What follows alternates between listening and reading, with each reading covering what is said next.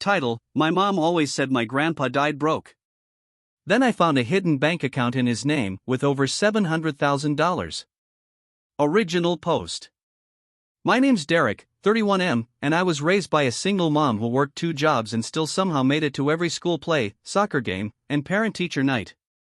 She always told me that my grandpa, her father, died when I was 2, and that he left nothing but old debt and a broken-down truck. I never questioned it. We never visited his grave. Never talked about him beyond the occasional offhand remark like, he wasn't much of a father, or some men just aren't built to stay. I figured he was a deadbeat. Maybe even cruel. But we didn't dwell on the past, and frankly, we didn't have time. Between bills, school, and trying not to drown financially, life was all about survival. That changed the day I got an email titled, Unclaimed assets belonging to Gerald E. Wexler, deceased. My grandfather. And that was just the beginning. The email. At first, I thought it was a scam. Some shady site using phishing tactics.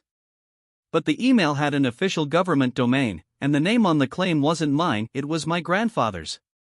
It said, Unclaimed bank account discovered during estate asset review. Total sum, $743,211.32. I stared at it for a long time. That number didn't make sense. Grandpa was broke. That's what I'd always been told. I started looking into it. The email led to an official government unclaimed property portal. Sure enough, Gerald Wexler. Bank of Meridian. Account inactive for 26 years. Dormant. I called the helpline. I verified my identity and explained I was the grandson.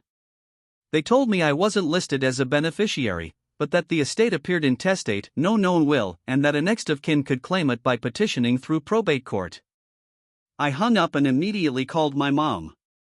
The conversation with my mom. She picked up on the second ring. I could hear daytime TV playing in the background. Hey sweetie, she said. Mom, I said. I just got an email about Grandpa's old bank account. Silence. Then. I don't know what you're talking about. I explained. The account. The balance. The process. Every word out of my mouth seemed to build more weight in the air. Finally she said. That account shouldn't exist. I closed everything after he died. I asked, why didn't you ever mention it, $700,000, Mom? That could have changed our lives. And her response? That money wasn't clean. I didn't understand. I asked if he was in something illegal. She sighed. Your grandfather wasn't who you think he was. He made choices. He hurt people. When I pressed, she said only, I'm warning you. Leave it alone. If you try to claim that money, you're going to open doors better left closed. I thought maybe she was just being overdramatic. But something in her voice made my stomach turn. The research. I didn't listen. I started digging. Public records. Obituaries. Tax filings. Local archives. I found out that my grandfather, Gerald Wexler, owned a small construction company in the 70s and 80s. Wexler and Sons. Problem was, there were no sons. Just him and a few crews. He made decent money, contracted with the city for road repairs, storm drain installs, even did some bridge foundation work. The company dissolved in 1997. The same year he died.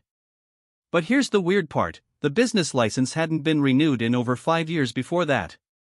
And yet, bank records showed deposits continuing right up until his death. Lump sums. Cashier's checks. Always under $10,000. Consistently. You know what that smells like? Money laundering. Or at least, something shady. I wasn't sure what I'd stepped into. But I had to know more. I found the storage locker. I remembered something odd. After Grandpa died, Mom cleaned out his trailer. But when I was a teen, she casually mentioned in passing that she had dumped the rest of his crap into a storage unit and forgot about it. I asked about it. She said, "I think I let the payments lapse. It's probably gone." But I checked the local listings under his name. Guess what? There was a storage locker still under G. Wexler at a place called Securisafe. And it was still active. I drove there the next day. The locker. I gave them the ID, paid the back dues, and unlocked a 10 by 10 unit. Inside was a decaying mess of old tools, stained blueprints, crates of dusty construction manuals, and one fireproof file cabinet bolted to the wall. The cabinet was locked. I pried it open with a crowbar. Inside were dozens of files, ledgers, handwritten logs. And in the bottom drawer? A green bank ledger from Bank of Meridian. The same one from the unclaimed assets. It had deposits, withdrawal slips, and get this, a list of names with amounts written beside them. Almost like payoffs. Some names had stars next to them. Others had deceased scrawled beside. One caught my eye. L. Wexler, $15,000, final settlement. My mother. The fallout. I drove straight to her house. She looked tired when she opened the door. I showed her the ledger. She sat down slowly and said, "I was hoping you'd never find that." Then she told me everything. The family secret. Turns out, my grandfather wasn't a criminal, not in the traditional sense. But he was part of a decades-long municipal corruption scheme. City officials would approve emergency construction jobs without bids. My grandfather would take the contracts, do half the work, and kick back a portion to the officials. The rest? He pocketed and buried in cash accounts. Mom found out in 1996, when he was diagnosed with cancer and tried to make amends. He offered her a settlement, $15,000, and made her promise not to tell anyone. He was ashamed. Said it was all blood money. She never told me because she wanted a clean break.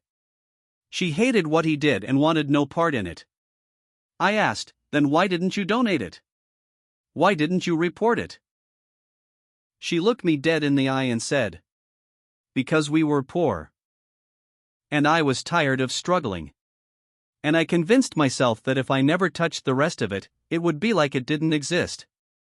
I didn't know what to say. The dilemma. So now I had a choice.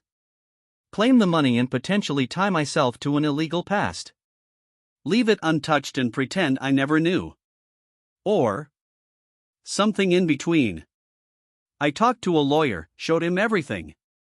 He said the statute of limitations on financial misconduct in this case had long passed. The bank account was dormant. Legally, I could claim it as next of kin. But I'd need to file paperwork and open probate. So I did. Update. It's been 7 months. Here's how it all turned out. The money. After legal fees, taxes, and probate costs, I received $683,000 in total. I did not keep it all. I donated $200,000 to a community housing project, one that my grandfather claimed to have helped build, but never did. I wanted to right the wrong. I put $100,000 into a college fund for underprivileged kids from our neighborhood. I gave my mom back the $15,000 she received from Grandpa adjusted for inflation. She cried. I kept the rest. I bought a modest house. Started a nonprofit consulting firm to help small businesses navigate legal compliance and ethics. My mom and I? We're healing. I understand why she lied. Why she buried the truth. But it still stings. She said something recently that stuck with me. I carried my father's shame like a stone in my pocket. You didn't throw it back at me. You built something with it. We go to Grandpa's grave now.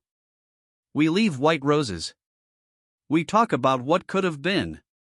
About how good men can still make terrible choices. The legacy. I don't see the money as an inheritance. I see it as a debt repaid forward. And if anyone reading this ever finds themselves sitting on an old family secret, wondering whether to dig it up, here's what I've learned. The truth doesn't rot in the ground. It waits. And when it finally surfaces, it's up to you whether it poisons everything or waters something new. I chose new.